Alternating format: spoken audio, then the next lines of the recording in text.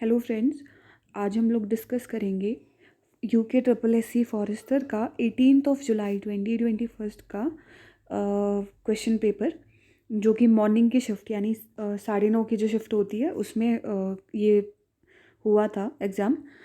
तो 25 और 25 करके 2 पार्ट्स में हम लोग 50 क्वेश्चंस ऑलरेडी डिस्कस कर चुके हैं और अभी हम लोग आगे के 25 क्वेश्चंस को डिस्कस करेंगे थर्ड पार्ट में। और इसके बाद लास्ट फोर्थ पार्ट में हम लोग जो लास्ट के 25 क्वेश्चंस हैं उनको भी डिस्कस कर लेंगे। ठीक है, तो स्टार्ट करते हैं। फर्स्ट क्वेश्चन है, what is the impedance of a resistor of 200 ohm and a capacitor of 15 microfarad connected in a series to a 220 volt and 50 hertz AC source। तो आपको क्या गिवन है? आपको एक रजिस्टर और एक कैपेसिटर गिवन है जो सीरीज़ में कनेक्टेड है एक 50 हर्ट्ज़ की AC सोर्स से, और आपको फाइंड करना है इम्पिडेंस। क्या फाइंड करना है? इम्पिडेंस या प्रतिबाधा। तो इम्पिडेंस का फॉर्मूला क्या होता है? इम्पिडेंस होता है I equals to under root R square plus X C square. यहाँ पे जो आर है वो होता है रेजिस्टेंस ऑफ द रजिस्टर, जो कितना है 200 ओम है, और एक्स सी को कहते हैं कैपेसिटिव रिएक्टेंस। क्या कहते हैं? Capacitive reactance.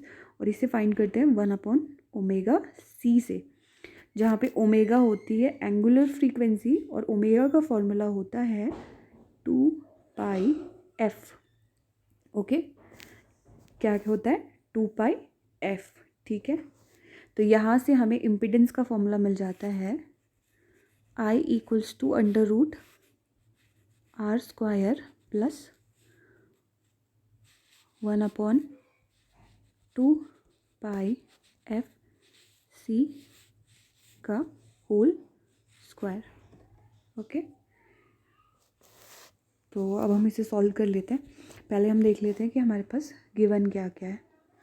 फॉर्मूला है I equals to under root R square plus 1/2πf c का होल स्क्वायर, और हमारे पास है R, यानी कि रेजिस्टेंस कितना है 200 ओम है, और हमारे पास फ्रीक्वेंसी कितनी है 50 हर्ट्ज़ गिवन है, और C कैपेसिटेंस कितना है 15 माइक्रोफैरड, जिसे हम लोग फैरड में कन्वर्ट कर लेंगे तो आ जाएगा 15 इंटू 10⁻,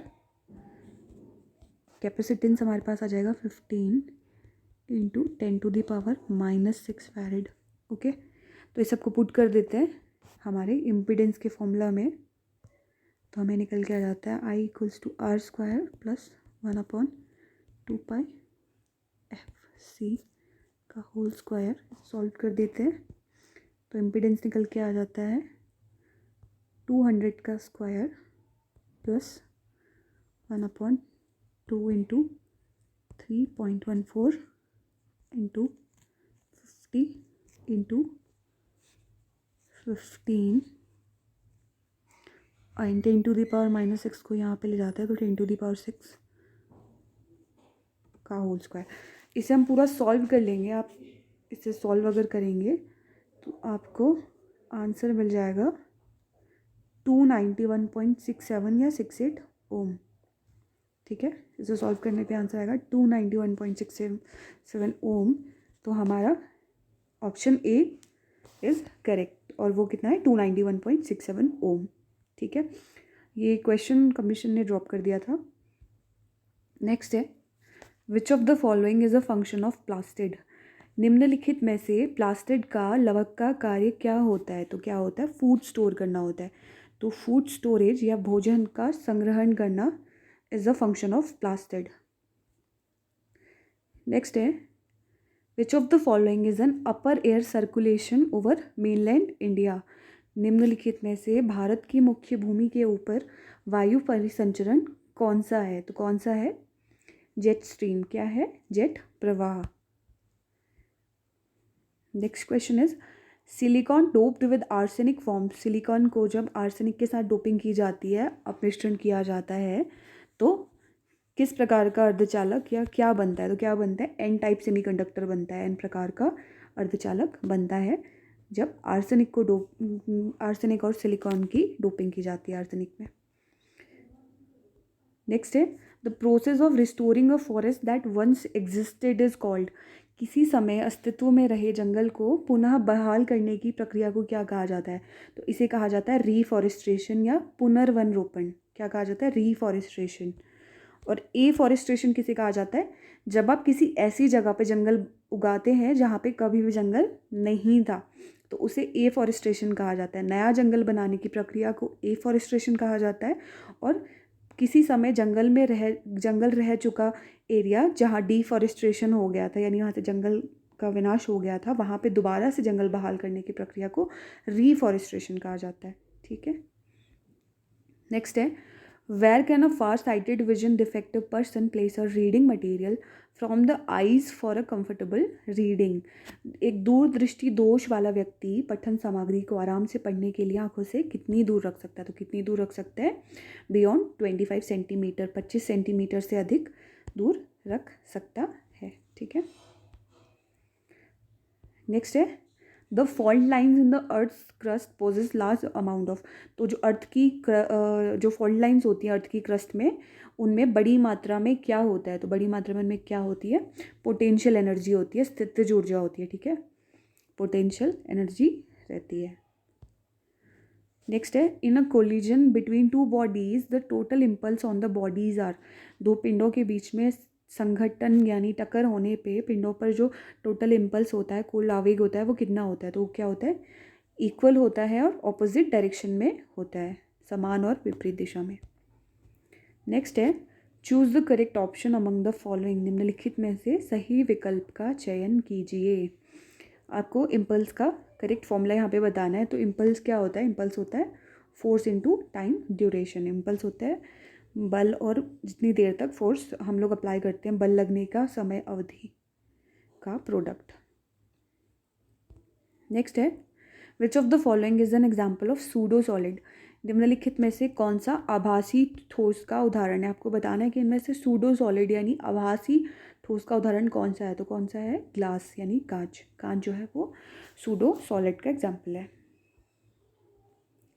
नेक्स्ट है which one of the following species has the largest atomic radius. आपको बताना है कि निम्नलिखित में से किस प्रजाति की परमाणविक त्रिज्या सबसे बड़ी होती है? तो किसकी होती है?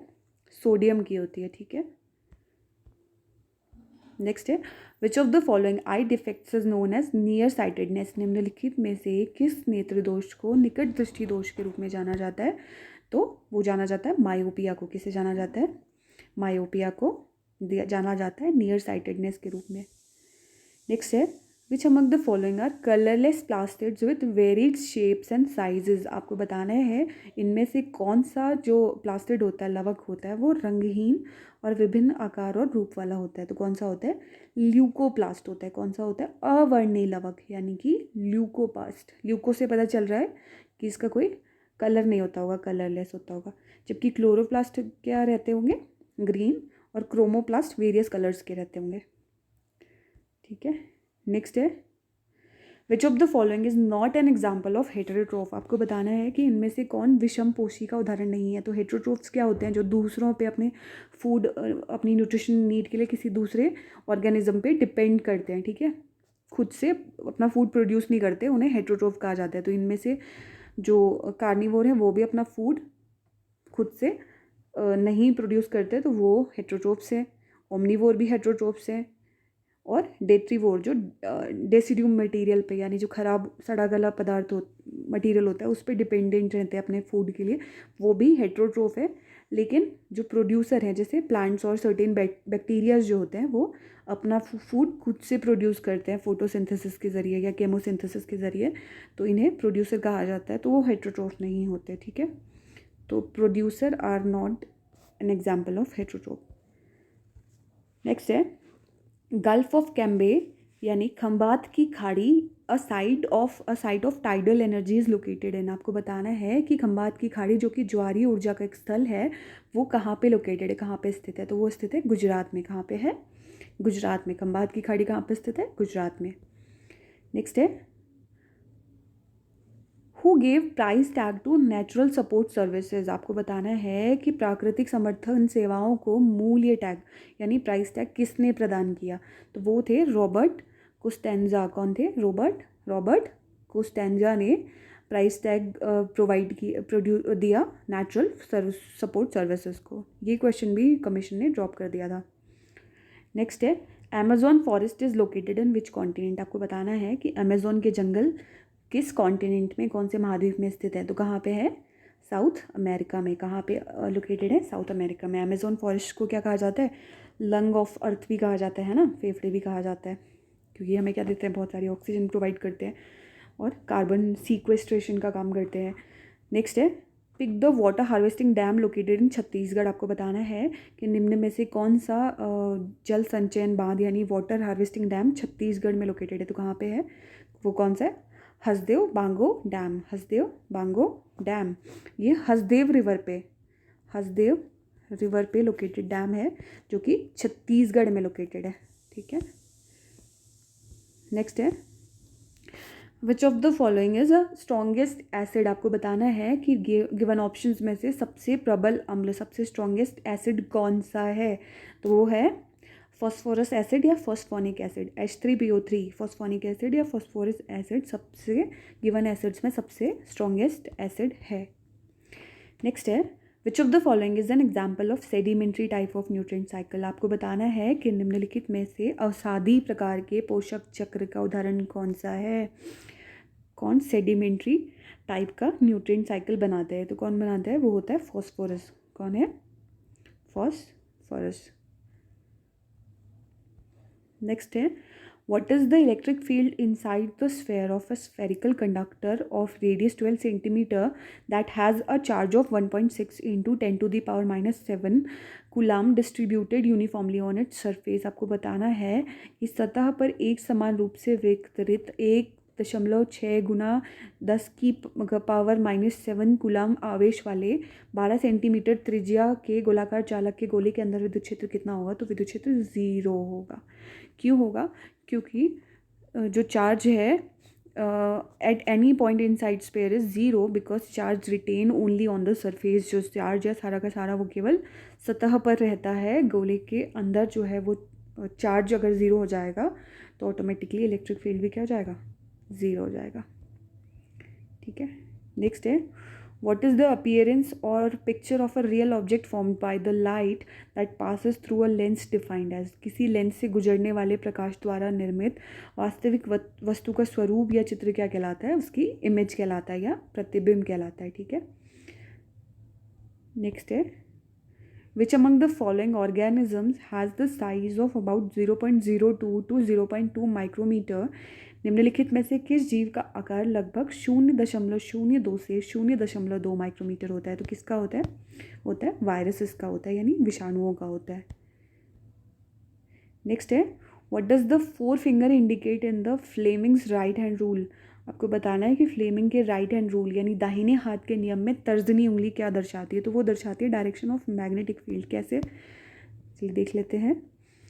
फ्लेमिंग का राइट हैंड रूल क्या कहता है कि अगर हम हमारे थंब, हमारी 4 फिंगर यानी इंडेक्स फिंगर और हमारी मिडिल फिंगर को तीनों को एक दूसरे के क्या रखें? परपेंडिकुलर रखें, यानी कि तीनों के बीच अगर 90 डिग्री का एंगल बन रहा हो, इस तरीके से हम अपनी उंगलियों को खोलें कि हमारे थंब, हमारी इंडेक्स फिंगर और हमारी मिडिल फिंगर के बीच में 90 डिग्री का एंगल बन रहा हो, आपस में परपेंडिकुलर है तीनों। तो उस कंडीशन में हमारा जो थंब है वो फोर्स यानी कि डायरेक्शन ऑफ फोर्स यानी मोशन की डायरेक्शन को शो करेगा, और हमारी जो इंडेक्स फिंगर, हमारी 4 फिंगर है, वो मैग्नेटिक फील्ड की डायरेक्शन को शो करेगी, और हमारी जो मिडिल फिंगर है वो करंट की डायरेक्शन को शो करेगी। ठीक है। इसे IBF करके हमने लर्न किया था ना स्कूल में, IBF। तो जो मिडिल फिंगर है वो डायरेक्शन ऑफ करंट आपकी शो करेगी, और आपका जो 4 फिंगर है वो डायरेक्शन ऑफ मैग्नेटिक फील्ड आपकी शो करेगी, और जो थंब है आपका डायरेक्शन ऑफ फोर्स शो करेगा। ठीक है। तो यहाँ से हमारा करेक्ट ऑप्शन बन जाता है direction of magnetic field. Next है the agriculture method of breeding and raising is called. प्रजनन और वृद्धि की कृषि पद्धति को क्या कहा जाता है? तो क्या कहा जाता है? Animal husbandry. जानवरों को क्या करना? उनका उनकी फार्मिंग करना बेसिकली। एनिमल फार्मिंग को क्या कहते हैं? एनिमल हस्बेंड्री कहते हैं, है ना। यानी कि आप खुद से किसी चीज़ को जानवरों को पालते हो टू गेट एनी प्रोड्यूस या मीट या एनिमल प्रोड्यूस। आप जब पाने के लिए उन्हें पालते हो तो इस प्रकार की ब्रीडिंग और राइजिंग को क्या कहा जाता है? एनिमल हस्बेंड्री कहा जाता है, पशुपालन कहा जाता है। ठीक है, तो आज के लिए 25 क्वेश्चन हम लोग इतने ही डिस्कस करेंगे। अब बचे हुए 25 क्वेश्चन को हम लोग नेक्स्ट वीडियो में डिस्कस करेंगे। Thank you so much for watching.